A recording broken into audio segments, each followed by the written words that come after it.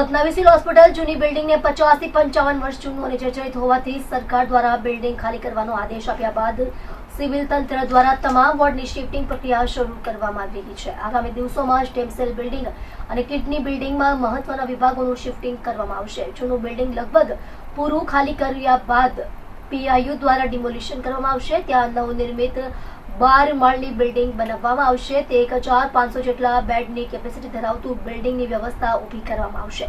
સુરતની નવી civil hospital જૂની બિલ્ડિંગ જર્જરિત હોવાથી તમામ વોર્ડની શિફ્ટિંગ પ્રક્રિયા શરૂ કરવામાં આવી રહી છે.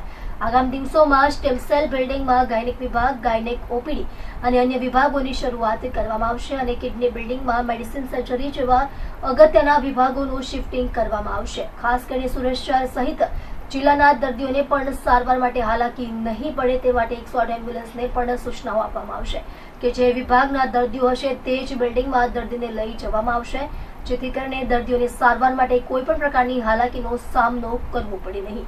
આ અંગે ડોક્ટર કેતન નાયકે જણાવ્યું હતું કે નવી સિવિલ હોસ્પિટલ જૂની બિલ્ડિંગને 50 થી 55 વર્ષ જૂનું અને જર્જરિત હોવાથી સરકાર દ્વારા બિલ્ડિંગ ખાલી કરવાનો આદેશ આપ્યો હતો. નવી બિલ્ડિંગમાં વોર્ડ શિફ્ટિંગ કરવા માટે જણાવ્યું હતું, પરંતુ અમુક બિલ્ડિંગમાં કામો બાકી હોવાથી સમય લાગી રહ્યો હતો. પરંતુ પીઆઈયુ વિભાગ દ્વારા મોટાભાગની કામગીરી પૂર્ણ થઈ ચૂકી છે, એટલે સ્ટેમ સેલ બિલ્ડિંગમાં શિફ્ટિંગની કામગીરી કરવામાં આવી રહી છે. થોડાક દિવસોમાં તમામ વોર્ડની શરૂઆત કરવામાં આવશે. ત્યારબાદ નજીકના ભવિષ્યમાં જૂનું બિલ્ડિંગ લગભગ પૂરું ખાલી કર્યા બાદ પીઆઈયુ દ્વારા બિલ્ડિંગને ડિમોલિશન કરવામાં આવશે. ત્યારબાદ નવનિર્મિત 12 માળની બિલ્ડિંગ બનાવવામાં આવશે. 1500 જેટલા બેડની કેપેસિટી ધરાવતું બિલ્ડિંગમાં વ્યવસ્થા ઊભી કરવામાં આવશે. આપ સૌ જાણો છો તેમ આ જે અમારું નવી સિવિલનું જે જૂનું બિલ્ડિંગ છે, જે બિલ્ડિંગમાં અત્યારે આપણે છે, એ બિલ્ડિંગ લગભગ 50-55 વર્ષ જેટલું જૂનું છે. એટલે સરકારશ્રીએ જે તે સમયે નિર્ણય લઈ અને જે સ્ટેમ સેલ બિલ્ડિંગ છે, સ્ટેમ સેલ બિલ્ડિંગ અને કિડની બિલ્ડિંગના નામે જે જાણીતું છે, એ બંને બિલ્ડિંગો કોવિડમાં ખૂબ જ ઉપયોગી થયું હતું.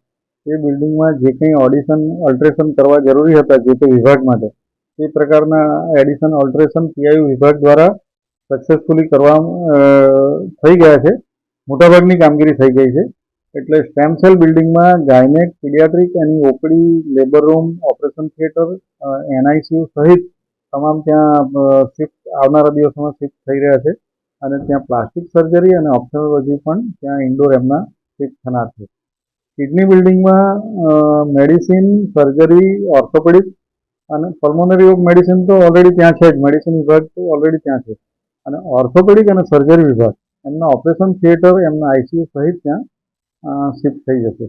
જેથી કરીને આવનારા નજીકના ભવિષ્યમાં જૂનું બિલ્ડિંગમાં બિલકુલ પેશન્ટ કે કોઈ રહેશે નહીં અને એને ખાલી કરવામાં આવશે.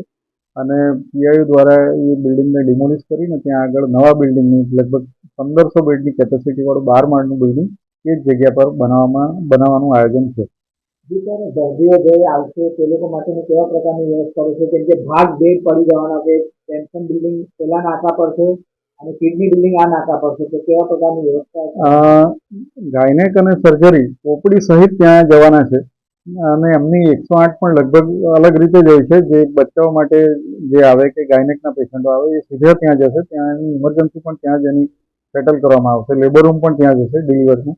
અને એના ધારો કે સિઝર કરવાનું થાય તો એના ઓપરેશન થાય, ઓપરેશન થિયેટરથી લઈને ઇન્ડોરથી લઈને તમામ ફેસિલિટી ત્યાં જ છે. જેથી કરીને કોઈ પ્રશ્ન ઉપસ્થિત થશે નહીં. અને એમને જો ધારો કે એ પેશન્ટને કંઈ મેડિસિન કે સર્જરી રેફરન્સની જરૂરિયાત હશે તો અમારા ડૉક્ટરો જે તે જગ્યાએ ઇન્ડોરમાં બેડ સાઇડ રેફરન્સ જોઈ આવશે.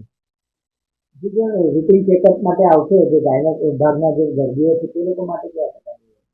રૂટીન પેશન્ટ પણ સીધા ઓપીડીમાં ત્યાં જ જશે. અને મીડિયા દ્વારા અને અન્ય સ્ત્રોતો દ્વારા પણ એ માહિતી આપવામાં આવશે કે જેથી કરીને ગાયનેકના બધા પેશન્ટ ત્યાં જાય.